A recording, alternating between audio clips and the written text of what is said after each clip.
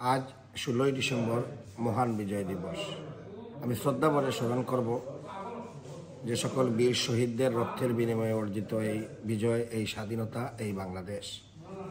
বিশেষ করে স্বাধীনতার মহান ঘোষক, মুক্তিযুদ্ধের ঘোষক, বাংলাদেশের প্রথম রাষ্ট্রপতি শহীদ রাষ্ট্রপতি জিয়াউর রহমানের আত্মার মাগফিরাত কামনা করছি এবং আমি শ্রদ্ধাভরে স্মরণ করছি। আমরা শহীদ রাষ্ট্রপতি জিয়াউর রহমানের স্বাধীনতার ঘোষণার মধ্য দিয়ে আমরা একটি স্বাধীন দেশ পেয়েছিলাম। দেশনেত্রী বেগম খালেদা জিয়া দীর্ঘ 9 বৎসর স্বৈরশাসকের বিরুদ্ধে সংগ্রাম করে স্বৈরাচার এরশাদ সরকারকে হটিয়ে আরেকটি গণতান্ত্রিক বাংলাদেশ উপহার দিয়েছিলেন আমাদের। আর আজকের 2024 সালে দেশনায়ক জনাব তারেক রহমানের দিক নির্দেশনায়, দক্ষ নেতৃত্বে আমরা আরেকটি স্বাধীন বাংলাদেশ পেয়েছি, খুনি হাসিনা মুক্ত বাংলাদেশ।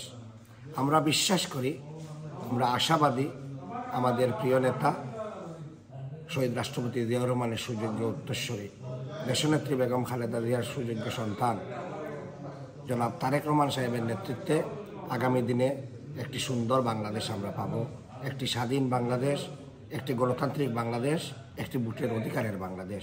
আমরা সেই বাংলাদেশের প্রত্যাশা করি আগামী দিনে তারেক রহমানের নেতৃত্বে। সেটাই হবে আমাদের এই প্রত্যাশা আজকের এই দিনে।